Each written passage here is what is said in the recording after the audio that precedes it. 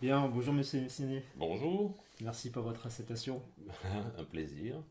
Donc, est-ce que vous pouvez vous présenter pour celles qui ne vous connaissent pas encore? Moi, je suis un peu touche à tout. J'ai travaillé, j'ai fait plein de métiers différents. Ouais, J'ai commencé comme petit journaliste à Libération à l'époque où le journal démarrait. Euh, Après, je commençais à devenir organisateur de spectacles. J'ai travaillé avec beaucoup de musiciens de jazz. Puis après, je me suis concentré sur la production de disques. Et avec voilà, plein d'artistes très différents. Et après, j'ai voulu sortir des studios et de l'enfermement dans les studios. Et j'ai décidé de faire des films documentaires. Et donc, j'ai eu la chance de pouvoir faire ça. donc en termes musical, c'est assez varié, quoi. Le jazz, le rock, des musiques notamment au Moyen-Orient, le Japon. Ouais, ouais, enfin, c'est plutôt un plaisir d'essayer des nouvelles choses, de rencontrer des nouveaux gens.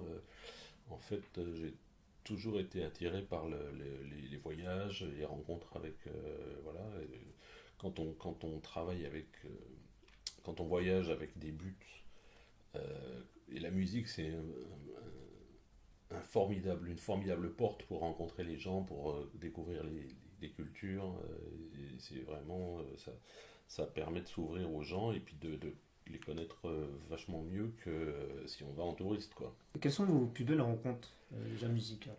Ah, Musical, je pense qu'une des rencontres qui m'a le plus marqué, c'est avec le musicien, le trompettiste Don Cherry, qui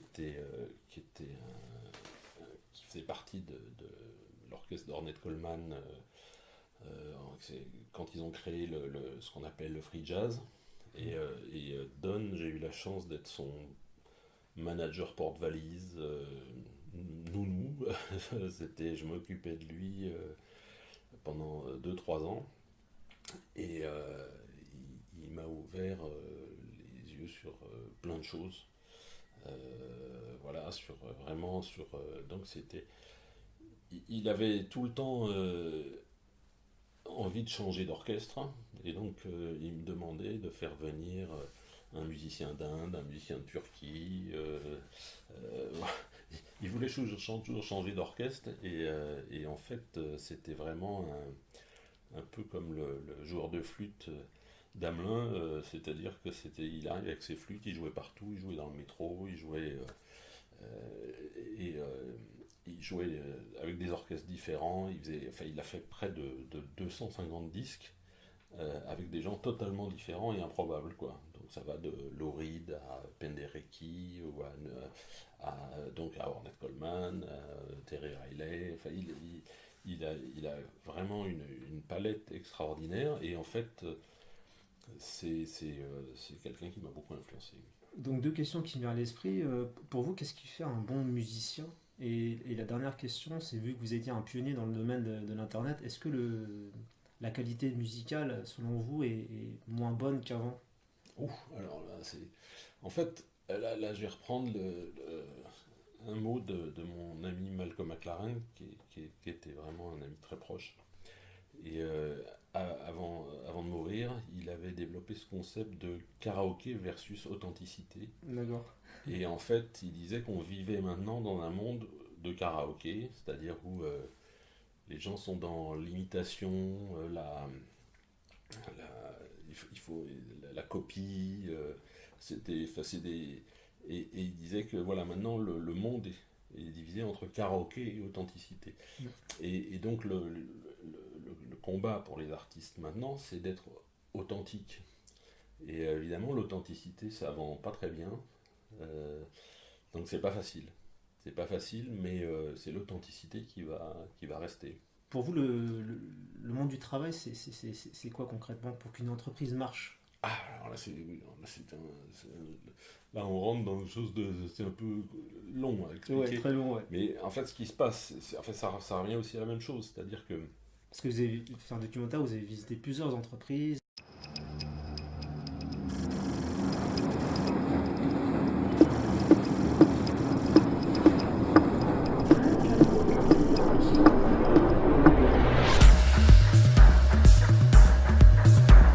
va dire que je m'éclate dans mon job. Moi, je vous dis, tous les matins, quand je me lève, quand je viens travailler, je prends un agréable moment de plaisir. They came up with some very simple things. Let's tell the truth. Let's be fair. Let's keep our promises. Let's respect the individual. And let's encourage intellectual curiosity.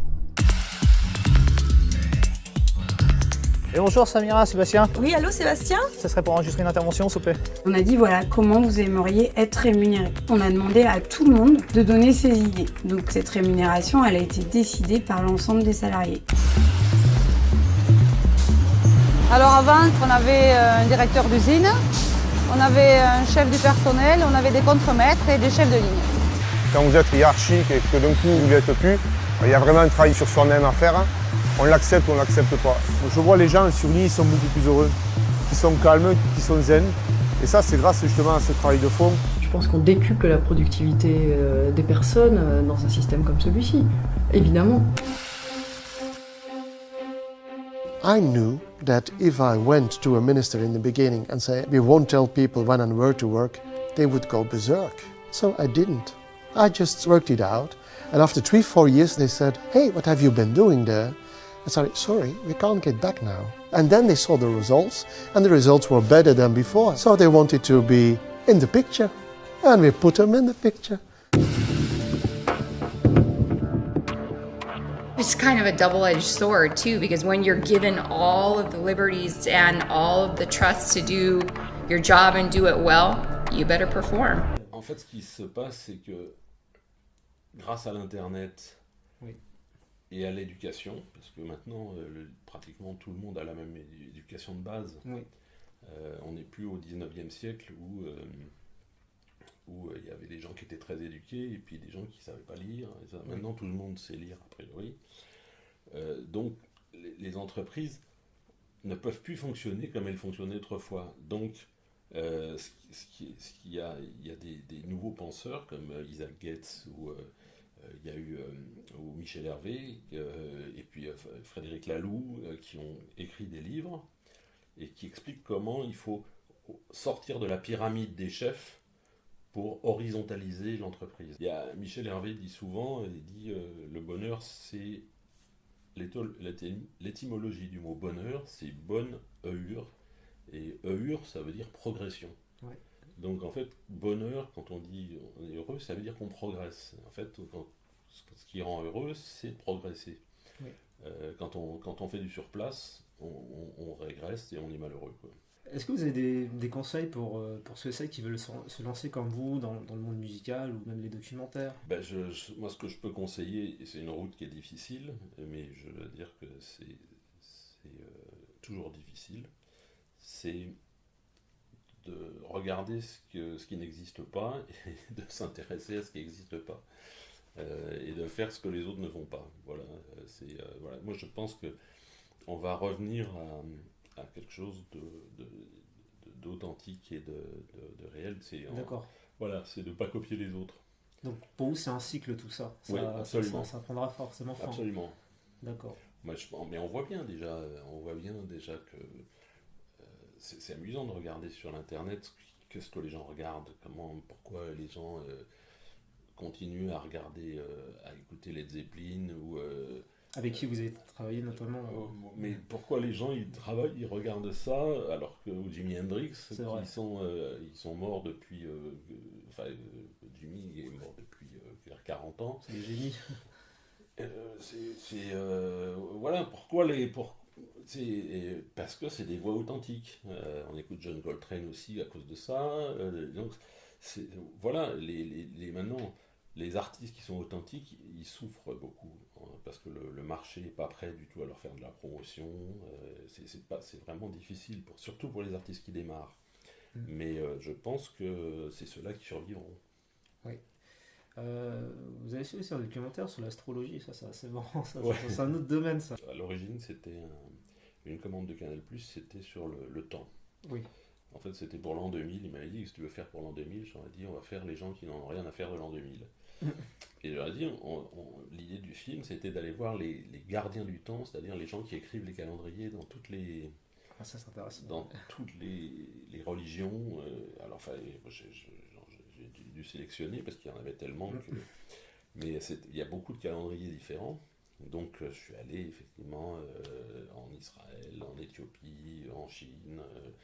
Et en fait, ce qui était intéressant, c'est de voir que ces gens qui écrivaient les calendriers, c'était toujours des gens très importants dans les hiérarchies religieuses, D'accord. mais c'était surtout des scientifiques, quoi. Donc, par exemple, les astrologues en Inde, c'est des gens qui observent les astres et qui observent la nature. D'accord. Les Dogons aussi, par exemple, en Afrique, c'est des météorologues.